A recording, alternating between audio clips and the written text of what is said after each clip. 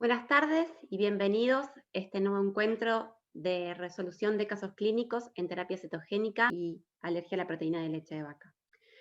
Este es el cuarto encuentro y antes de comenzar queremos agradecer al doctor Vilavedra, a la doctora Alberti y a la licenciada Violás, quienes serán los coordinadores y presentadores de esta actividad. Vamos a dar inicio dándole la bienvenida a los oradores. El doctor Francisco Vilavedra es médico neurólogo infantil, integrante del equipo interdisciplinario de terapia cetogénica del Sanatorio Ipenza de La Plata. La doctora Julia Alberti es médica especialista en pediatría y nutrición infantil, integrante del equipo interdisciplinario de terapia cetogénica del Hospital Sor María Ludovica y del Sanatorio Ipenza de La Plata. Y la licenciada Rocío Violás es licenciada en nutrición del equipo interdisciplinario de terapia cetogénica del Hospital Sor María Ludovica y del Sanatorio Ipenza de La Plata. Con la presentación de estos tres excelentes profesionales, damos por iniciada la actividad. Bueno, buenas tardes, no sé si me escuchan bien. Bueno, primero que nada quería agradecer a ViLife por ofrecernos este espacio, a todo el equipo y poder estar esta tarde, agradecerles a ustedes por estar conectados con este webinar. Esperamos que sea de utilidad para todos y esperamos que hagan preguntas como para que haya un intercambio. Vamos a presentar el objetivo de este webinar. Va a ser presentar dos casos clínicos en el cual confluyen dos situaciones. Por un lado, dos pacientes que tienen una epilepsia fármaco-resistente, que tiene una prevalencia en la población de un 0,3%, con indicación de terapia cetogénica, pero que tienen la particularidad de tener una condición preexistente, que es la alergia a la proteína de la leche de vaca, que en la población tiene una prevalencia entre un 2 a un 7,5%, con lo cual que justo se den estas dos situaciones quizás no es tan frecuente, pero si ocurre, la idea es que dar las estrategias que nosotros utilizamos para estos dos pacientes y, bueno, y presentar un debate para ofrecer a todos las posibilidades de que se implemente de la mejor manera posible. El orden de la presentación va a ser, por un lado, el doctor Francisco Vilavedra va a caracterizar a los pacientes desde el aspecto neurológico. Posteriormente voy a dar las particularidades que tenía cada paciente, con lo cual elegimos determinada modalidad de implementación. Y por último, Rocío va a contarnos los desafíos de la implementación en esta situación particular. Y después en equipo y con ustedes vamos a hacer la evolución y los ajustes, y después en realidad las preguntas no van a ser quizás una respuesta correcta, sino que también van a abrir al debate y a la participación de todos. Arrancamos con Francisco entonces. Bueno, buenas tardes a todos. Arranco con la caracterización del primer paciente, Julián, bebé de 3 meses, que su motivo de consulta lo conocimos por convulsiones.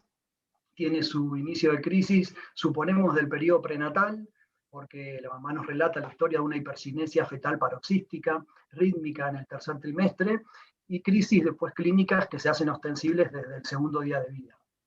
Desde el punto de vista del relato de la semiología de sus crisis, nos contaron crisis focales, motoras clónicas de miembro superior, con misura bucal y palpebral, crisis semicorporales, con una evolución secuencial al hemicuerpo contralateral, crisis bilaterales, crisis focales tónicas, con una frecuencia diaria entre 8 a 20 crisis por día hasta esos primeros 3 meses, y como máximo periodo intervalo libre de crisis de 1 semana. Al examen físico, evidenciaba hipotonía axial, signos tempranos de encefalopatía motora, como una prensión palmar vigorosa, una tendencia a entrecruzar miembros inferiores en el reflejo de marcha. Tenía como antecedentes personales de que era la tercera gesta de padres no consanguíneos, tenía 2 hermanitos sanos y no había antecedentes familiares de trascendencia. Tenía como registros interictales en los electroencefalogramas realizados hallazgo de ondas agudas, ondas lentas, bilaterales, pero no encontramos actividad paroxística clara en los electros interictales. Tenía resonancia de encéfalo normal, un perfil metabólico que incluía ácidos orgánicos en orina, aminoácidos plasmáticos, láctico, amonio, examen de glucorraquia en líquido cefalorraquídeo dentro de límites normales, y hasta ese periodo había cumplido tratamiento con difenilidantoína, fenobarbital, piridoxina, levetiracetam, clonazepam y aceite de cannabidiol. Lo interpretamos como una encefalopatía epiléptica y del desarrollo. En principio, la sospecha fue clínica de una epilepsia focal migrante del lactante. Luego, cuando tuvimos el electroencefalograma, dijimos, bueno, nos replanteamos la posibilidad de que se trate de una encefalopatía no clasificable, y ante la sospecha de una etiología genética se solicita el panel de genes asociado a encefalopatía epiléptica y decidimos iniciar terapia cetogénica. Al inicio de la terapia cetogénica, dentro de los fármacos que tenía, hicimos un cambio de levetiracetam y clonazepam por vigabatrin, y se produjo el inicio de la terapia cetogénica. El bebé tenía como historia, o sea, cuando se hace la primera evaluación predieta, ya cuando con la indicación del inicio de la terapia, nos comenta la familia que había tenido una historia de una internación por una apnea al mes de vida, que se ahogaba con todo tipo de alimentación, tanto con la lactancia como con la fórmula de inicio. Lo evalúan desde gastroenterología y se hace una prueba con un hidrolizado extenso. Ya en ese momento había suspendido la lactancia porque se les hacía muy dificultoso. Había tenido muy buena respuesta, y al mes más o menos de la implementación de este cambio de fórmula, aparece accidentalmente un biberón con una leche sin hidrolizado, y otra vez vuelve a tener los mismos síntomas. Por lo tanto, deciden continuar con la fórmula hidrolizada extensa con un diagnóstico de alergia no mediada por IgE. Por eso no se hizo ningún test específico, pero ya con el desafío se decidió continuar con esta alimentación. A nosotros, cuando lo evaluamos al paciente, ya llevaba 2 meses del cambio de fórmula. La siguiente. Tenía ya 3 meses de vida, era un bebé eutrófico, tenía una alimentación solo con biberones, con 120 mililitros de un hidrolizado proteico extenso, cada 3 horas. Ya tenía hechos todos los laboratorios y los estudios previos para iniciar la terapia cetogénica, así que se hace el pedido de la fórmula y se planifica por la edad del bebé la internación para el inicio de la terapia.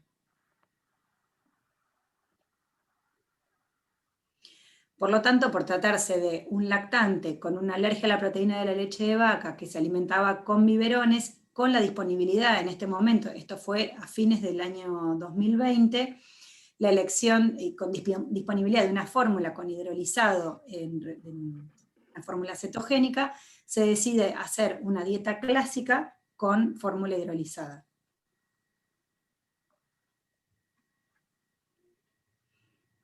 Bien. Bueno, buenas tardes, porque yo no saludé. Para los cálculos de la implementación de la alimentación de este bebé, fue algo muy sencillo para el cálculo, ya que se alimentaba solamente con biberones, y lo que utilizamos fue la misma fórmula hidrolizada extensa que utilizaba el paciente, le mezclábamos la fórmula cetogénica con péptidos, ketovipéptido. Con un requerimiento de 900 calorías. La idea era llegar a una relación de 2,31, era el cálculo que habíamos hecho, en la cual el valor calórico total quedaba dividido en un 86% de grasa, un 9% de proteínas y un 5% de hidratos de carbono.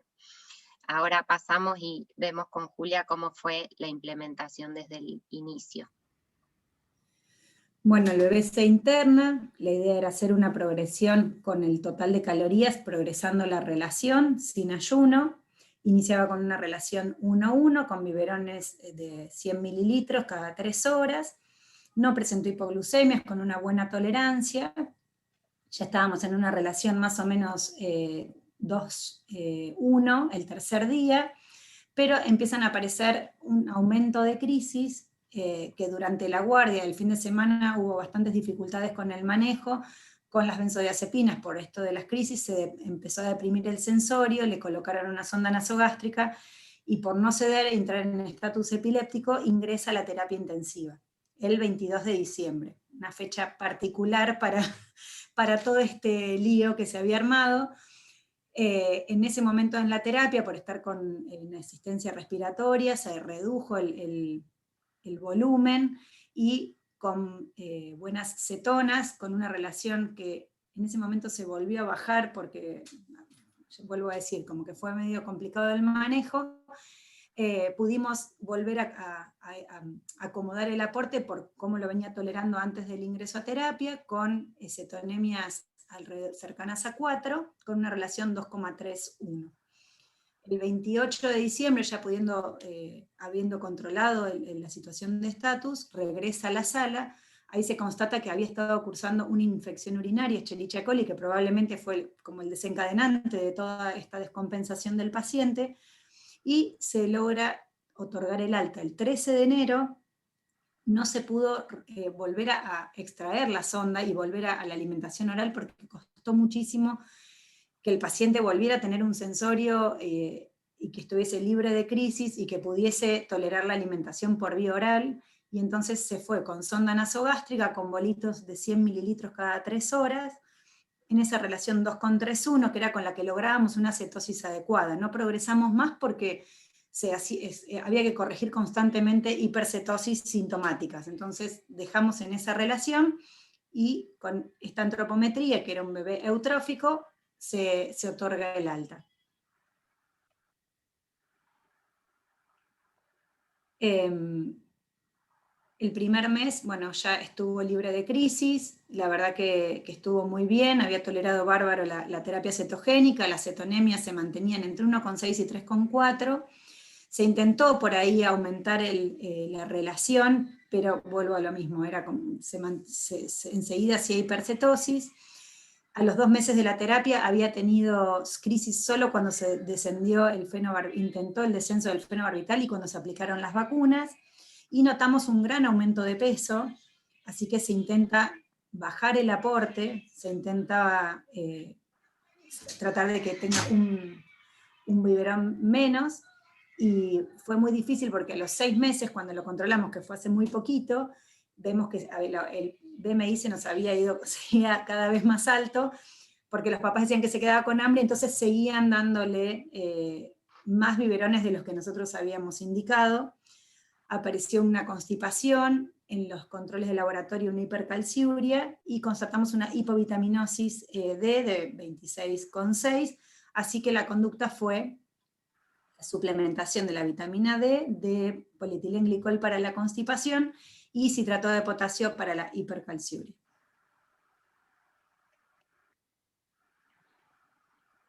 Estas son las curvas que, como ven, nutricionalmente es como que se fue de todas las curvas. Era un bebé igual que al principio en esa internación había bajado mucho de peso, y después, bueno, el paciente vive lejos, y entonces en los controles, si bien nosotros damos indicaciones, después el cumplimiento depende un poco de la familia, y bueno, reforzamos esto de que se desciendan las calorías para el próximo control. Bien. Bueno, ¿qué particularidades entonces tenemos en este paciente en cuanto a la alimentación? Una es que usamos la fórmula cetogénica con péptidos, que es la Ketovipeptide, la única que hay en el mercado, la cual tiene péptidos parcialmente hidrolizados, y aún así la tolerancia para su diagnóstico de alergia a la proteína de leche de vaca, que venía con un hidrolizado extenso, que sabemos que es la indicación, nunca indicamos un parcialmente hidrolizado en una PLB, este paciente tiene buena tolerancia con esta fórmula, y cubre, con el aporte actual, cubre el 100% de las recomendaciones de vitaminas y minerales.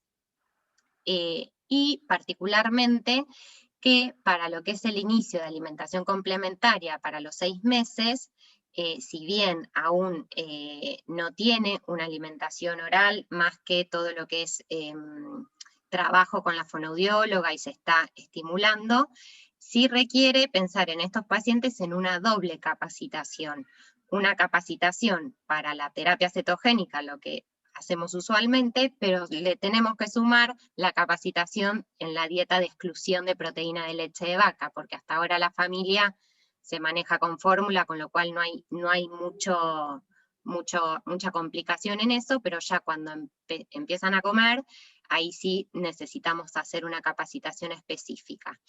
Y también tener una comunicación fluida con otros profesionales que intervienen, como les mencioné a la fonoaudióloga, a terapistas ocupacionales, para que no utilicen alimentos que no sean aptos. De hecho, pusimos esto porque justo pasó que la fonoaudióloga le había pedido un yogur para empezar a probar, lo cual por ahí no era tan grave para la terapia cetogénica, pero sí para la exclusión de proteína de leche de vaca. Así que para todo, para los dos diagnósticos y para la terapia cetogénica, es importante mantener la comunicación fluida con estos profesionales que van a intervenir en este bebé también. Pasamos a la que viene. Y para lo que es particularmente la capacitación en dieta de exclusión de proteína de leche de vaca, hay que hablar con la familia y capacitar en cuanto a lo que es lectura de rótulos. En Argentina existe una ley de declaración de alérgenos, que es ese, no puedo, yo estoy marcando con mi cursor, pero no estoy compartiendo yo, esa imagen que está abajo, el contiene leche, huevo, derivados de trigo y de soja, puede contener maní, gracias Pancho. Eso es la declaración de alérgenos que cualquiera, que podemos ver en cualquier rótulo de cualquier alimento envasado, incluso de las fórmulas. Esto es lo que hay que enseñar, a ver cómo leerlo bien, interpretarlo y darse cuenta que los productos son aptos y las marcas son seguras. También hablar del manejo de contaminación cruzada en el hogar y fuera del hogar, que ningún alimento con proteína de leche de vaca se mezcle con la comida de este bebé, el manejo de utensilios, el lavado de los utensilios, el almacenamiento de la comida, tanto en heladera, en alacena, el ofrecer marcas de productos aptos dentro de lo que es terapia cetogénica, que es lo que sabemos que pueden llegar a usar. Por ejemplo, mayonesa, por ejemplo, jugos en polvo sin azúcar, edulcorantes, gelatinas light. La proteína de leche de vaca puede estar en alimentos impensados o que pueden estar contaminados, por eso la leyenda del puede contener leche, también deben excluir a estos pacientes. La dieta debe ser estricta. Lo que puse de ver según edad me refiero a que justo este ejemplo de paciente que es un lactante menor de 1 año, no es en quien vamos a pensar en darle edulcorantes, gelatinas y jugos, pero se los menciono como una generalidad. Sí, el uso de alimentos que nos pueden servir tanto para la terapia como para la dieta de exclusión de proteína de leche de vaca. Frutas secas, el poder usarlas en los lactantes en forma de pastas untables, como es la mantequilla de maní, o hacerlas caseras, a base de castañas de cajú, de semillas incluso, de semillas de girasol, de nueces, de almendras, son cosas que solemos usar mucho. En licuados también, poner las frutas secas, usar la palta, distintos aceites, como el aceite de coco también. La harina cetogénica, que es apta a PLB, productos como el agar-agar para poder espesar, sobre todo en pacientes como el que estamos probando todavía la vía oral y necesitamos cierta consistencia. Bien, seguimos entonces. Bueno, siguiendo con la evolución de nuestro paciente, recibimos el resultado de la secuenciación masiva de genes que detecta una variante patogénica en el número de copias en el canal de sodio tipo 2 en la subunidad alfa, una mutación missense. El paciente, bueno, se reinterpreta como una encefalopatía epiléptica del desarrollo asociado a esta variante patogénica. El paciente, como les contamos recién, evoluciona con estado de mal al descender el fenobarbital y en el contexto de vacunación.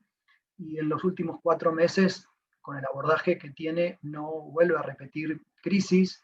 Se encuentra medicado con difeniliantoína, vigabatrin, aceite de cannabidiol y cumpliendo la terapia cetogénica. Lleva 4 meses sin crisis y su último electrocefalograma da muestra grafoelementos fisiológicos del sueño, se ven usos de sueño, un trazado normal. Desde el punto de vista de su evolución clínica, y desde el punto de vista de su neurodesarrollo, sí, lo que empieza a mostrar es, bueno, dificultades a nivel de su autorregulación, en relación al sueño y al lograr el autoconsuelo. Aparecen algunos movimientos involuntarios en la evaluación muy discretos, tiene algunas dificultades en sus habilidades de comunicación en relación con la vinculación y la desvinculación con algunos objetos, donde se engancha con mucha intensidad y después le cuesta para que uno lo convoque, sobre todo cuando baja el alerta, lo que nos da cuenta de que a pesar de que su actividad epileptiforme y de sus crisis, y en estos últimos meses no tener crisis y tener un electroencefalograma prácticamente normal hoy, su trayectoria de compromiso del neurodesarrollo lleva a un trayecto que es independiente, ¿no? Como está acá en este gráfico. La idea era hacer una analogía con una de las publicaciones de Nicolás Specchio, donde da cuenta o resalta la característica evolutiva de los pacientes con encefalopatías epilépticas y el desarrollo, donde la trayectoria del neurodesarrollo es independiente del control de las crisis. Y acaba la pregunta, porque es la misma pregunta que nos hicimos nosotros, ¿no? ¿Continuaría con la terapia cetogénica? ¿Considera continuar la terapia cetogénica? Esta misma pregunta nos planteamos nosotros en la última evaluación del paciente. Bien, bueno, el 94% consideró continuar con la terapia cetogénica. Bueno, lo mismo consideramos nosotros, continuar con la terapia cetogénica. En realidad reinterpretamos que se podría tratar de una encefalopatía epiléptica del desarrollo ahí no clasificable. Si bien la mutación que presentó nuestro paciente está descrita como una de las mutaciones en el fenotipo por ahí de convulsiones de epilepsia fármaco sensible de recién nacido y lactante, y las convulsiones benignas de recién nacido y lactante, que hoy se llaman epilepsia autolimitada de recién nacido y lactante familiar, acá no hay antecedentes familiares, el fenotipo es un fenotipo más de encefalopatía, y también está descrito de cuando esta mutación es de novo, suele tener una evolución más resistente, y hoy ya se sabe que las variantes patogénicas pueden tener distinto fenotipo de expresión, desde un espectro más benigno a un espectro más severo, como pasó, o intermedio con nuestro paciente. Desde el punto de vista del tratamiento, bueno, las encefalopatías epilépticas y el desarrollo que se inician en los primeros 3 meses, que son tempranas asociadas a este canal de sodio, tienen buena respuesta a los antagonistas de los canales de sodio. De hecho, nuestro paciente quedó con difeniliantoína. También está descrita la buena respuesta al vigabatrin, también a la terapia cetogénica y al aceite de cannabidiol, ya que de hecho uno de los mecanismos postulados para el aceite de cannabidiol también es, en alguna medida, la modulación de los canales de sodio. Y lo otro es que también en nuestro último estudio electroencefalográfico, que ya mostró actividad eléctrica dentro de límites normales, también ahí puede jugar un poco la regulación compensatoria genética que tienen los pacientes con mutaciones en los canales de sodio, donde las isoformas pueden tener cierta compensación. Bueno, eso puede pasar con SCN2A y con la expresión del gen SCN8, que después de los primeros 3 meses empieza a compensar, y si esa capacidad compensatoria es buena, puede ayudar a que el desequilibrio eléctrico que se genera en esta mutación se vuelva un poco más estable. Nada, si bien acá la idea es aprovechar el caso clínico para resaltar la importancia en los pacientes con encefalopatías epilépticas tempranas, donde uno sospecha encefalopatías epilépticas del desarrollo, la posibilidad genética, la solicitud temprana de la secuenciación de genes, porque ya está demostrado que nos orienta primero para evitar fármacos que pueden empeorar la evolución de nuestro paciente, y en segunda instancia para elegir con medicina de precisión el fármaco más apropiado al blanco que se pueda haber modificado. En los pacientes con encefalopatía epiléptica del desarrollo, la mayoría son variantes de novo, y por supuesto, de acuerdo al síndrome epiléptico, es más probable que en el síndrome de epilepsia focal migrante del lactante tengamos un rédito de 70-80%, en cambio, en el síndrome de Wessel el rédito para la detección es más baja, alrededor del 30%. Dentro de los genes que están más implicados con encefalopatías epilépticas, los canales de sodio son los más importantes. De hecho, eso se debe a que principalmente desde el punto de vista genético y evolutivo, hay muy pocas variantes entre la población general. Eso significa que pequeñas modificaciones en los canales de sodio no son toleradas de manera categórica, y uno tiende a hacer expresión clínica con fenotipos de encefalopatía que van desde epilepsia más o menos severas hasta encefalopatía del desarrollo con discapacidad intelectual y TEA. Para destacar, nuestro paciente se presentó con una encefalopatía epiléptica temprana, en los primeros 3 meses, donde el canal de sodio funciona con lo que se denomina un fenotipo de ganancia de función, y entonces genera un desequilibrio con mayor excitabilidad, y por ello todo lo que pueda estabilizar este desequilibrio con los fármacos bloqueantes de los canales de sodio, el aceite de cannabidiol y la terapia cetogénica, pueden ser estrategias tempranas que ayuden a lograr el control de la crisis de los pacientes con esta encefalopatía. Desde el punto de vista de la presentación clínica, destacar que se puede presentar de 3 maneras: temprana, con epilepsias en los primeros 3 meses por ganancia de función, sensible a los bloqueantes de los canales de sodio; tardía, después de los 3 meses, donde el fenotipo es más resistente a los bloqueantes de los canales de sodio, y uno busca potenciar las redes GABAérgicas con benzodiazepinas, con levetiracetam, con ácido valproico; y el tercer grupo de los pacientes que hacen encefalopatías del desarrollo sin epilepsia. Para destacar que las encefalopatías de base genética asociadas a mutaciones en los canales de sodio son las que principalmente se encuentran entre las que responden a la terapia cetogénica, ¿no? De allí también la decisión de la intervención temprana con terapia cetogénica, de sostenerlo, y por la posibilidad también de tener un enfoque o un abordaje más integral desde el punto de vista de las acciones y los efectos. Acá viene la segunda pregunta. ¿Considera continuar con la dieta de exclusión de proteínas de leche de vaca? Dado que el paciente ya lleva 6 meses con la terapia de exclusión. Acá estuvo un poquito más repartido, aunque la mayoría, el 87%, consideró continuar con la terapia de exclusión. A la siguiente, Pancho.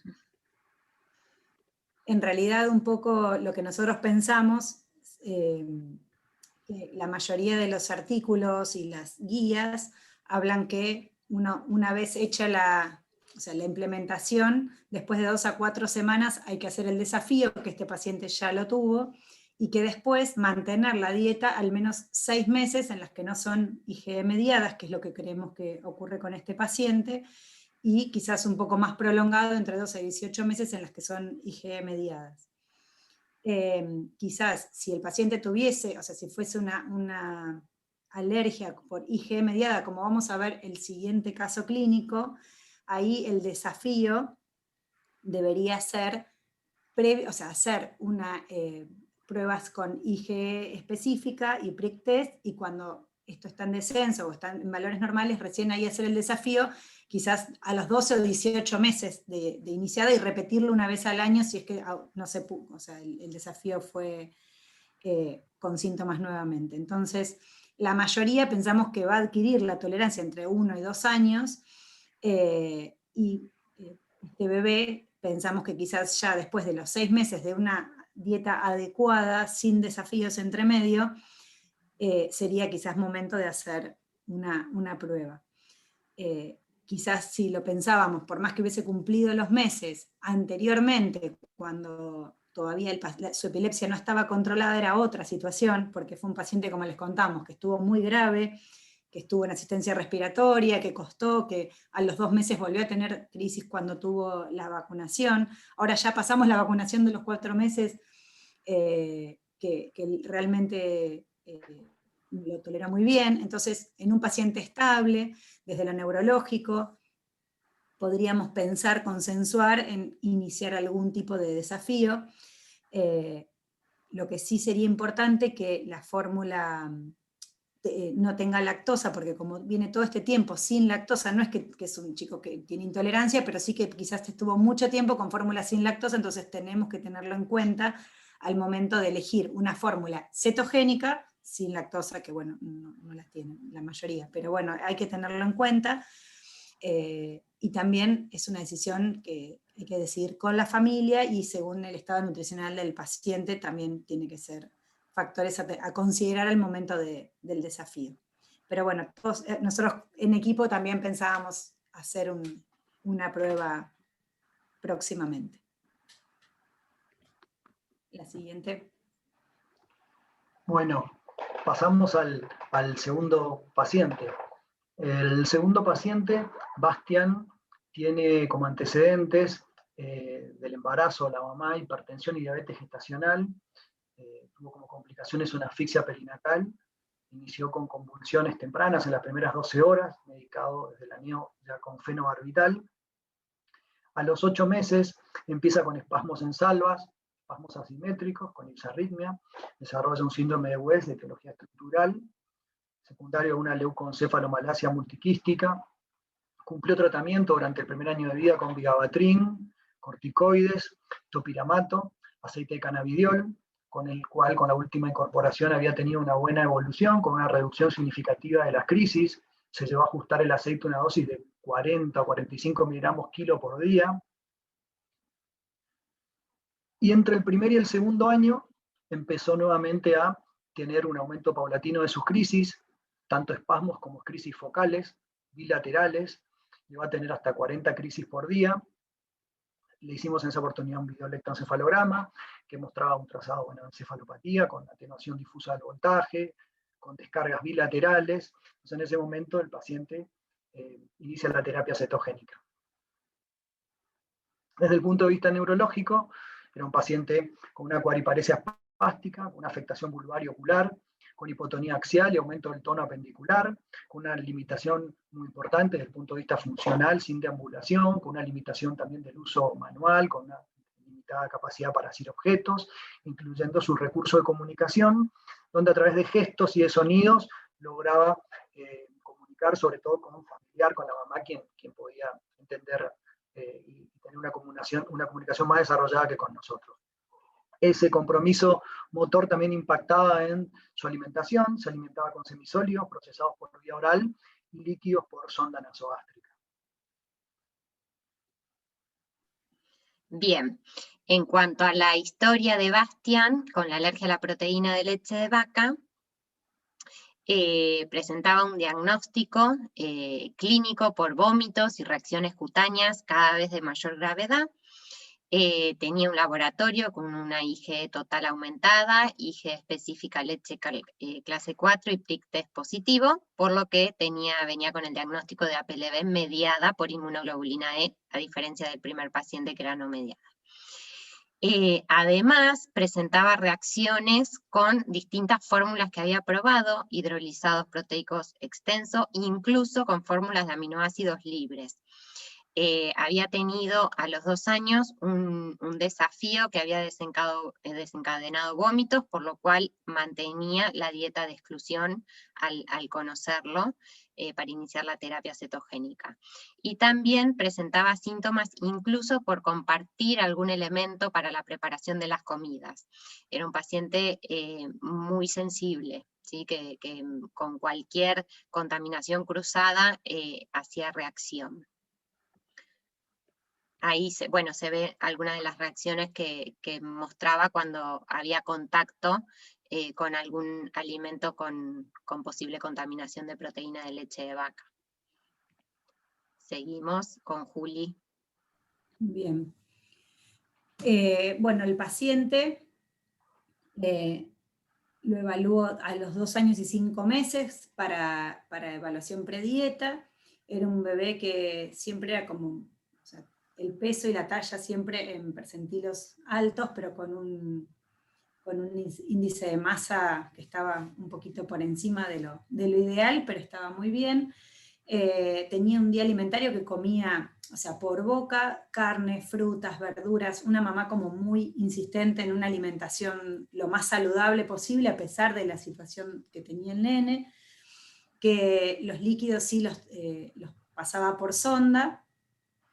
Consumían ya aceite de coco en todas las preparaciones, porque lo consideraba una alimentación más saludable, todo en forma de licuados. Tenía una alteración en el primer y segundo tiempo, y en los líquidos sí había pasaje a la vía aérea. Hacemos todos los laboratorios y los estudios predieta y ya se constataba una insuficiencia de vitamina D con un valor de 10 nanogramos por mililitro y una acidosis metabólica con un pH de 7,33 y un bicarbonato de 15 con exceso de bases de -9.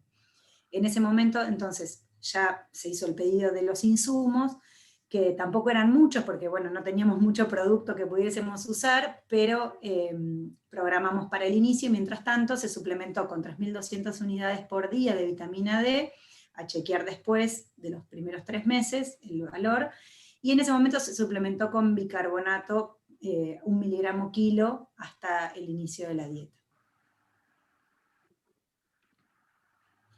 Por lo tanto, bueno, con todas estas particularidades, la verdad que se nos hizo bastante difícil. En ese momento éramos año 2017, no teníamos fórmula específica para un chico con una alergia, encima era una alergia IgE mediada, y además tenía alergia al látex, alergia al kiwi, era un nene sumamente sensible.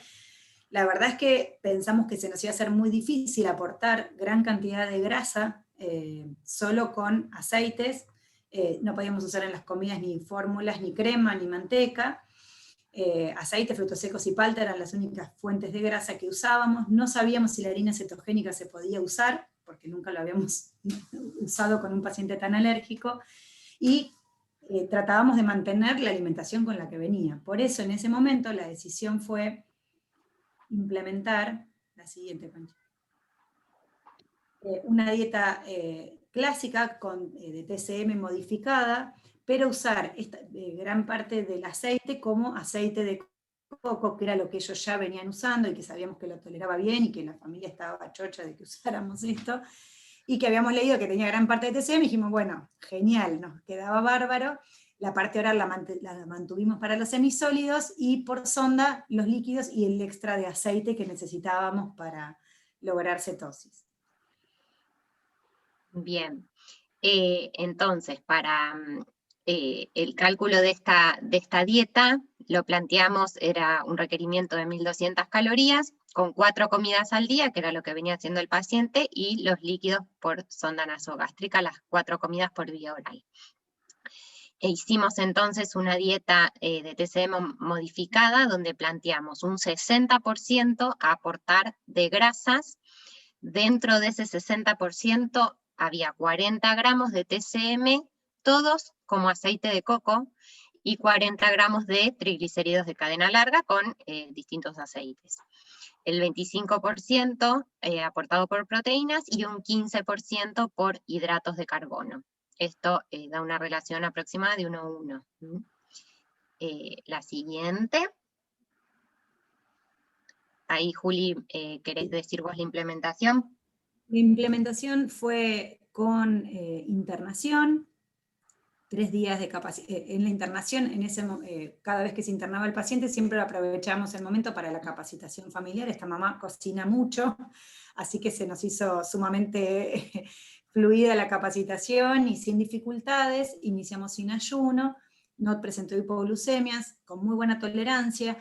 Costó un poco, o sea, se fue con una cetonuria baja de 15 miligramos por decilitro, que costó que lográramos mayores valores posteriormente. Persistía a la alta, nosotros antes del alta repetimos un medio interno y persistía con un bicarbonato de 18,7 y un potasio medio justo de 3,3, un poquito bajo, así que suplementamos con citrato de potasio, donde corregíamos las dos cosas, a 15 gramos por día, o sea, medio sobrecito por día de Urokit.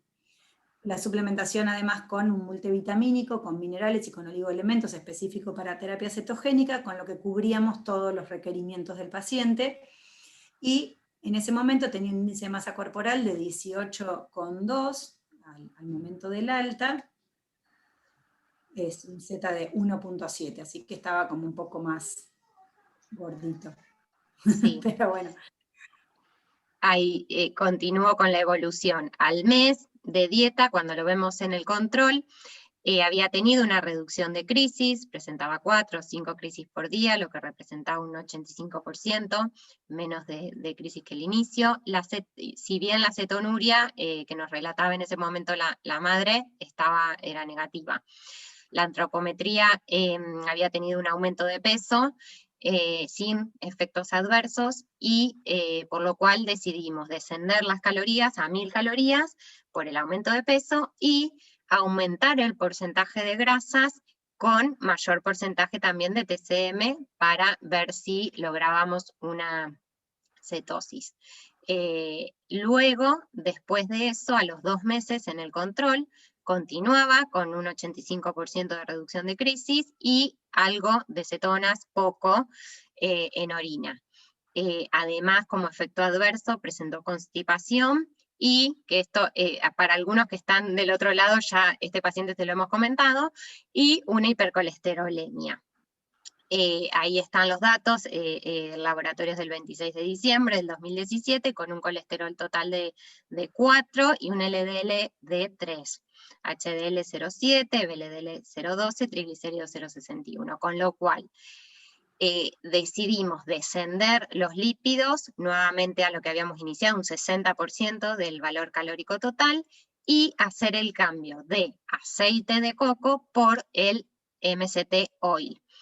Y dentro de los triglicéridos de cadena larga, priorizar el uso de aceites de oliva y aceites de canola como para mejorar este perfil lipídico. También cambios en la cocción, si bien la madre solía cocinar al vapor, bueno, insistimos en que todas las cocciones sean de ese tipo, y ahí incorporamos también, para mayor versatilidad más que nada, la harina cetogénica, que en ese momento supimos que era apta para alergia a la proteína de leche de vaca, así que la pudo incorporar la mamá para más variedad. Con estas estrategias de dietoterapia logramos una mejoría en ese perfil lipídico. Fíjense que del inicio de ese laboratorio inicial al año siguiente, para un control en julio, tenía un colesterol total normal de 1,8, un LDL normal de 1,09, HDL 0,54 y bueno, resto normal. Con lo cual la estrategia resultó bien, el paciente continuó con ese diagrama de dieta con el aporte de los TCM en lugar de con aceite de coco, con el MCT oil. Seguimos con la otra, y para entonces ver, bueno, qué era lo que había pasado. Ahí es donde nos ponemos a analizar que si bien el aceite de coco tiene triglicéridos de cadena media, la mayor proporción de esos triglicéridos de cadena media están aportados por el ácido láurico, que es el carbono 12.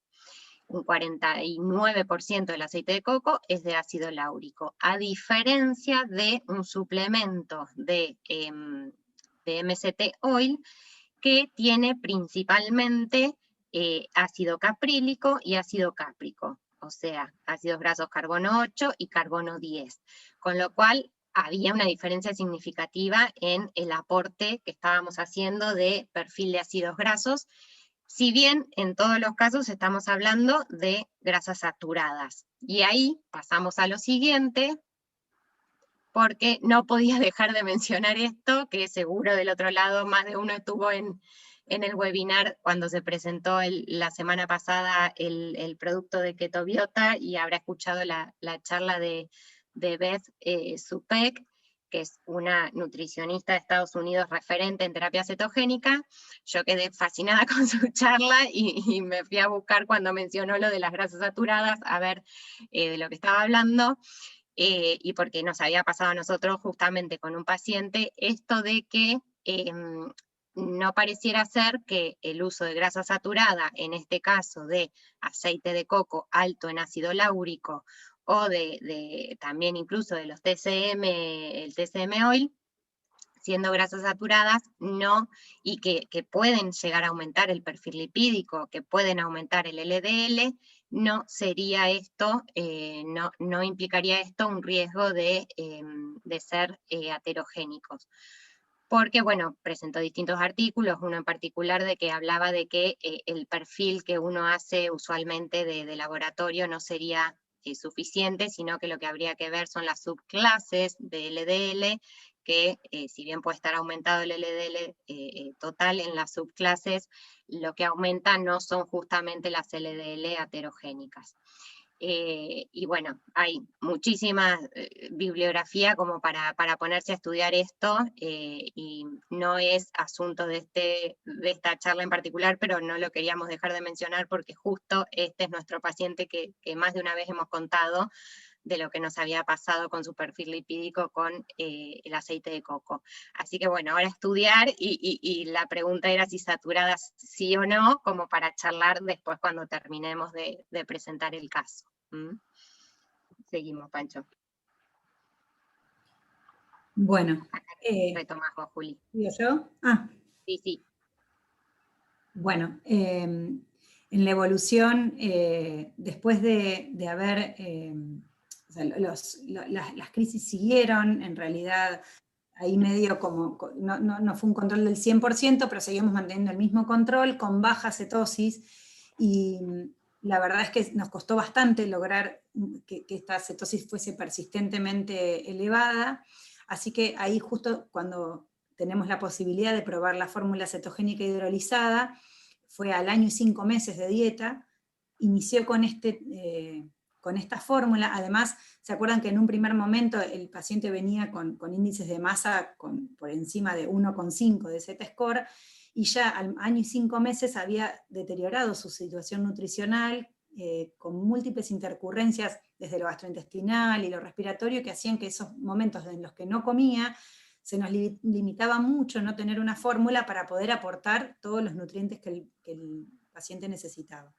Así que ahí, cuando iniciamos con la fórmula cetogénica, tenía un Z-score de índice de masa corporal de menos 0,16, y con el transcurso, con una muy buena tolerancia, obtuvimos una mejoría desde lo nutricional, pero también una mejoría de la cetosis, y logramos un mayor control de crisis, ¿sí?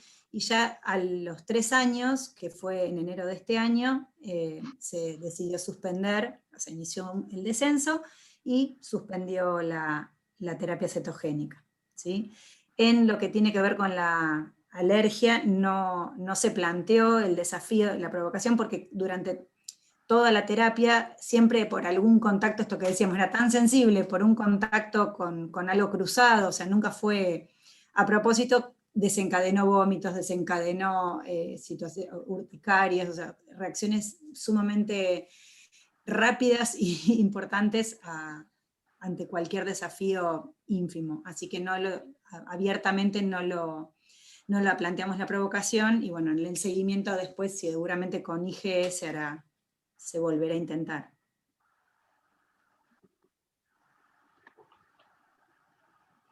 Esto es lo que les decía, desde que se colocó la fórmula, cómo cambió la cuestión nutricional, cómo recuperó rápidamente su aspecto nutricional. La siguiente. Y esto, bueno, nos quedó la O ahí abajo, pero crecimiento y déficit, esto nos pareció sumamente importante contarles que son pacientes muy complejos desde lo nutricional, porque hay que tener en cuenta las deficiencias o las dificultades específicamente de la terapia cetogénica, y por otro lado, en los chicos con alergia a la proteína de la leche de vaca, el manejo nutricional también es muy importante para no desatender los riesgos que tiene, principalmente en crecimiento y en la salud ósea.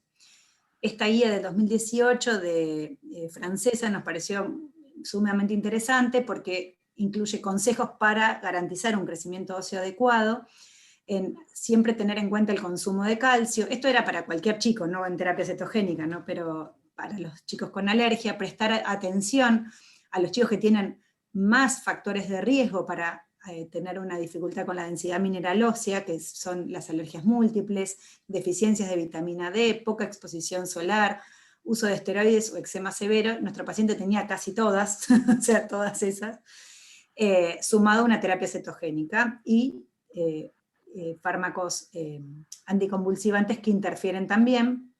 Evitar sostener entonces innecesariamente la dieta de exclusión, pero ya les digo, en este paciente se nos hizo imposible poder desafiarlo. La siguiente, que en realidad es un...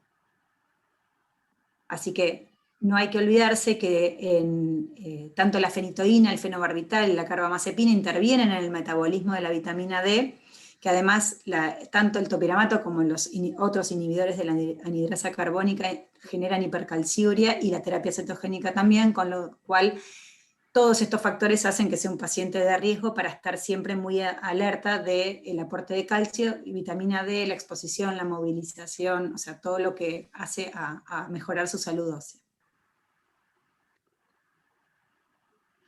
Bien, y dentro de lo que eran las particularidades entonces en la alimentación de Bastian, en ese inicio que no teníamos el aporte de fórmula, entonces era que era una alimentación, plantear una terapia cetogénica sin fórmula, sin ningún aporte de lácteos, por lo que comentaba recién Juli, el evaluar si se necesitaba mayor aporte de calcio y vitamina D, nosotros con una medida de suplemento multivitamínico específico, haciendo el cálculo para este paciente en particular, cubríamos el calcio al 126%, no así la vitamina D, por lo que requería de dosis extra más allá de este suplemento.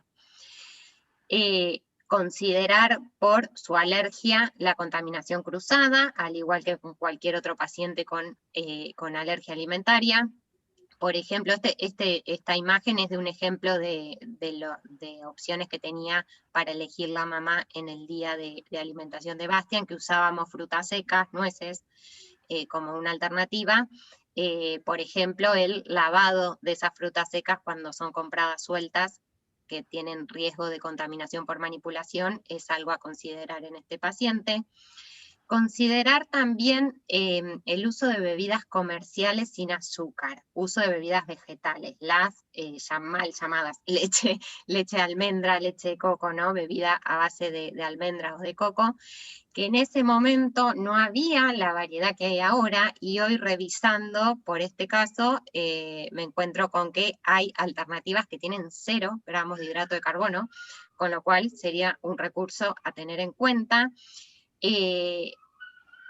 Para este caso que no teníamos fórmula, ¿no? Pero sí considerar que no es un sustituto de una fórmula, no es un sustituto de una leche, simplemente considerarlas como una opción más desde lo culinario o para vehiculizar otros alimentos, porque suelen tener bajo aporte energético y bajo aporte proteico, ¿sí? No es una indicación para cualquier chico en cualquier contexto de dieta, pero con estas particularidades de alimentación puede ser una buena opción.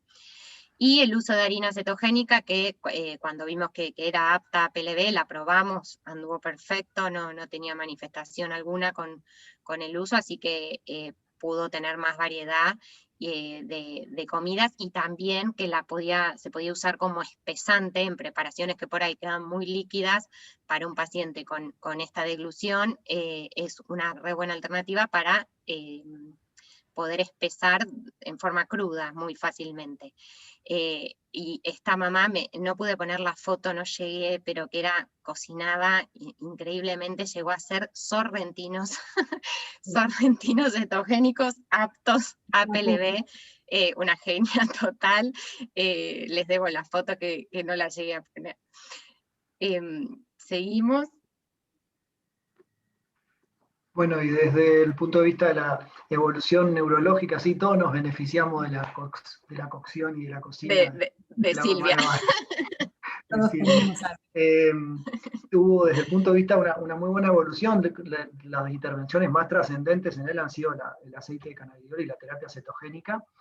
Si bien todavía tiene un trazado de encefalopatía, con descargas de espiga honda y con descargas bilaterales, desde el punto de vista de sus crisis, hay días que no tiene crisis, y si tiene son crisis focales, que prácticamente no le interfieren con su funcionamiento diario.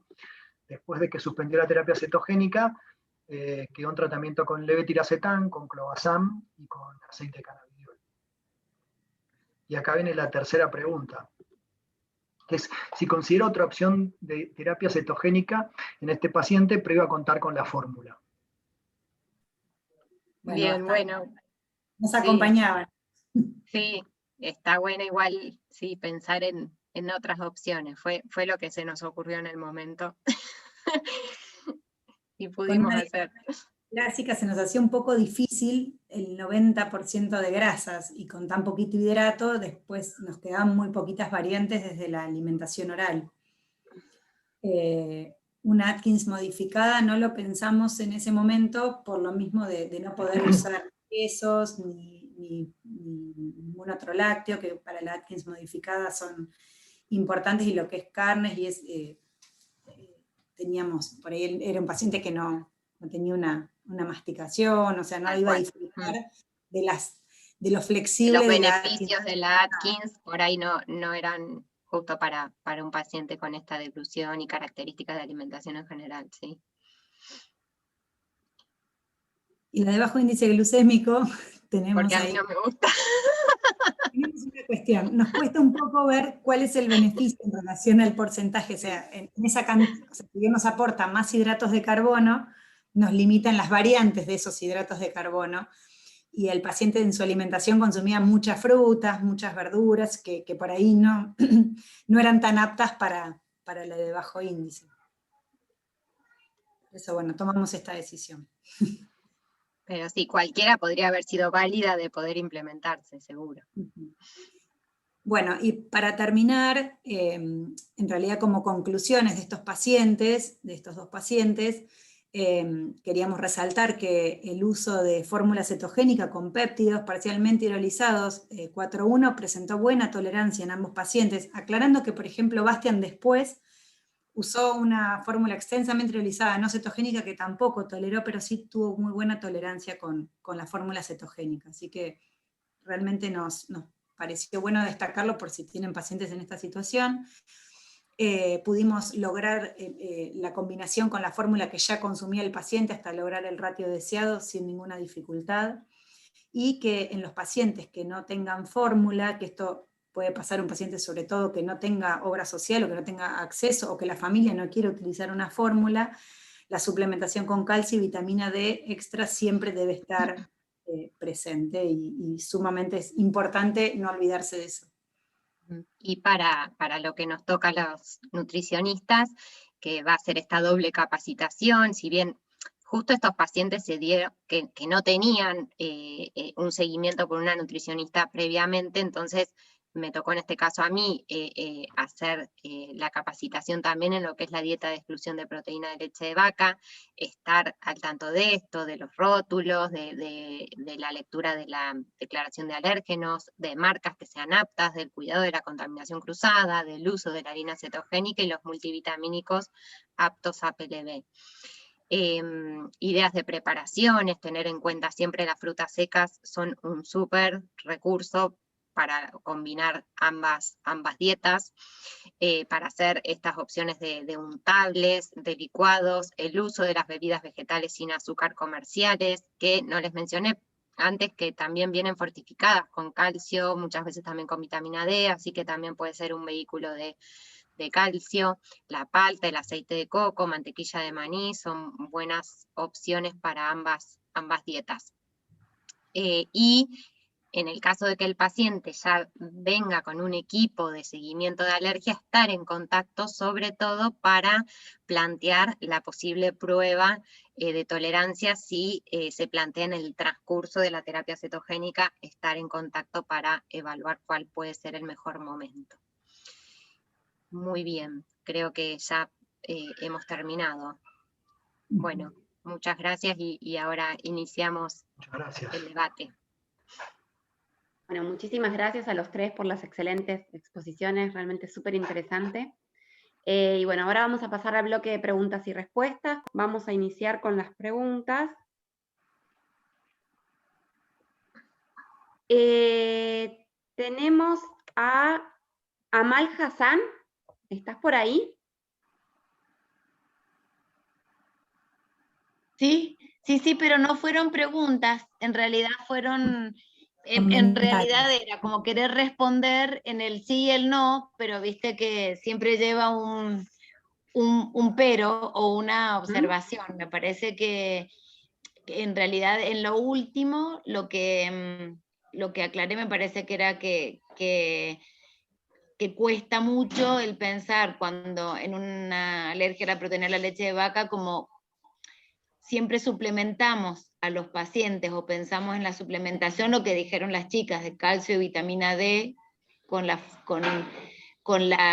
elección del tipo de dieta, siempre es imaginar que hay que estar más atento que en el resto a, si no se usa un producto, estar más atento sobre todo a eso, a la suplementación.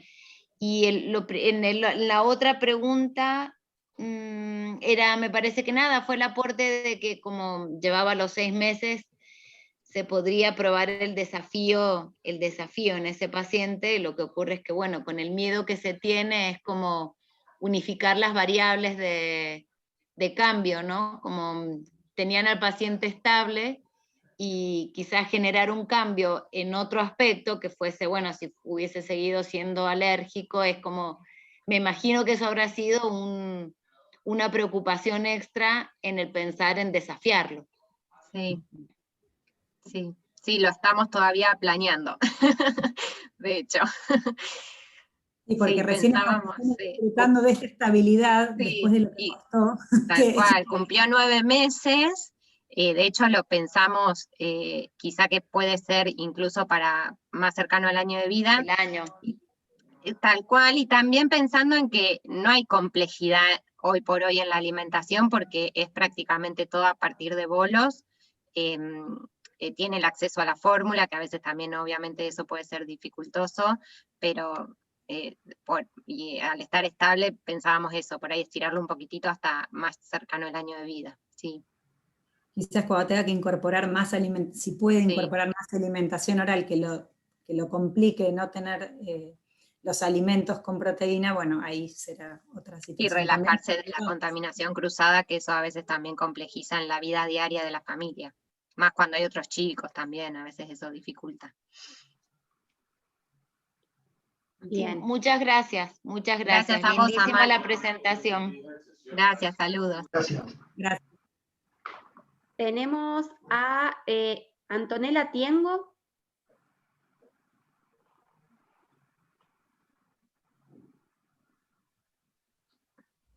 ¿Estás por ahí, Antonella? Tiene silenciado el micrófono. Sí, ahí estábamos. Es la pregunta que está Ahí en el va. chat. Ahí va. Eso quería preguntar, si el paciente tiene posibilidad de recibir aporte de leche materna, sea parcial, o sea, el total, el aporte de leche materna, ¿se podría adaptar a una dieta cetogénica? Totalmente, sí. Sí, Nosotros, sí. O sea, más Contale allá de lo que está escrito, que obviamente esto hace, no sé, 10 años atrás era impensado, ahora todas las guías de lactantes, de implementación en lactantes refuerzan, y la guía de expertos del 2018 también refuerzan el concepto de que se puede adaptar la lactancia a la terapia cetogénica. La realidad es que tenemos muy buena experiencia. En los últimos 2 años estuvimos mirando que el 40% de los pacientes que iniciaron fueron lactantes, y los que tenían lactancia materna en el momento del inicio, que eran el 60% de esos lactantes, la mantuvieron sin ningún problema, sin interferir en la cetosis. La verdad que fue muy bueno, incluso hasta con mejor cetosis los lactantes que tenían lactancia a libre demanda, nosotros no los limitamos con la cantidad. Y en este caso en particular sería la mamá la que haría la dieta, la puede hacer perfectamente, la dieta de APLD, de alergia a la proteína de leche de vaca, no la cetogénica. La mamá haría la dieta de restricción de proteína de leche de vaca para poder alimentar a ese bebé con alergia a la proteína de leche de vaca, y lo más probable, que es la mayoría de los pacientes que además de lactancia materna también tienen fórmula, se le daría la fórmula cetogénica con péptidos a ese bebé, pero sí, se puede perfectamente. Hasta ahora no hemos tenido ese caso, pero bueno, el que presentamos podría haber sido tranquilamente que tuviese lactancia materna, justo cuando lo conocimos ya no la tenía, pero podría haber sido. Perfecto. Tenemos Muchas también gracias. una pregunta de María Bacareza. Hola, ¿qué tal, chicos? Hola, María. Tranquilo. Nada. Es una pregunta. Es un comentario. bueno, por un lado felicitarlos porque estos pacientes yo creo que son un desafío, ¿no? O sea, una cosa es el paciente fácil y clásico, otra cosa estos pacientes que nos hacen pensar de otra manera. Y no, simplemente tal vez reforzar el concepto esto de Pancho, que habló de medicina de precisión, ¿no? Me parece que ahí el rol del neurólogo, cuando uno elige el paciente candidato a dieta, en este caso el SSN2A, el SSN2A no está en las recomendaciones del 2018 como digamos, como uno de los mutaciones o síndromes que responden más a dieta. Sin embargo, hay muchísimas publicaciones que avalan cuando el paciente no responde, por ejemplo, a carbamazepina, intentar la dieta cetogénica. Así que me parece un poco más que todo esto, reforzar el concepto de si uno conoce la mutación causante de la encefalopatía epiléptica, uno puede hacer una terapia más dirigida y las posibilidades de éxito que muchas veces en las primeras consultas los pacientes nos preguntan, ¿no? Bueno, ¿qué chance tiene con el tipo de epilepsia que tiene, cómo le va a ir, ¿no? Con la terapia cetogénica? Así que bueno, me parece que como para, más allá de los pacientes particulares con alergia a la proteína de leche de vaca, llevarse estos conceptos de la medicina de precisión en terapia cetogénica, ¿no? Sí, perfecto. Muchas gracias.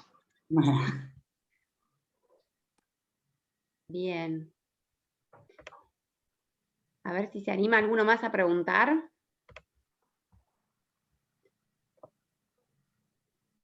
Ahí vi que, perdón, Rocío contestó en el chat por si alguno no... Sí, pero aclarémoslo. Aclarémoslo, sí. Sí.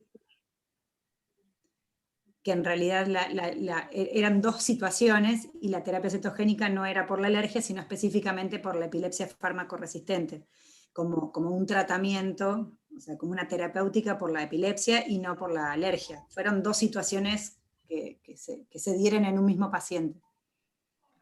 Sí, no es una indicación una terapia cetogénica para un paciente por tener alergia alimentaria. Bien. Ah, buenísimo. Gracias, Hernán. Quedó claro.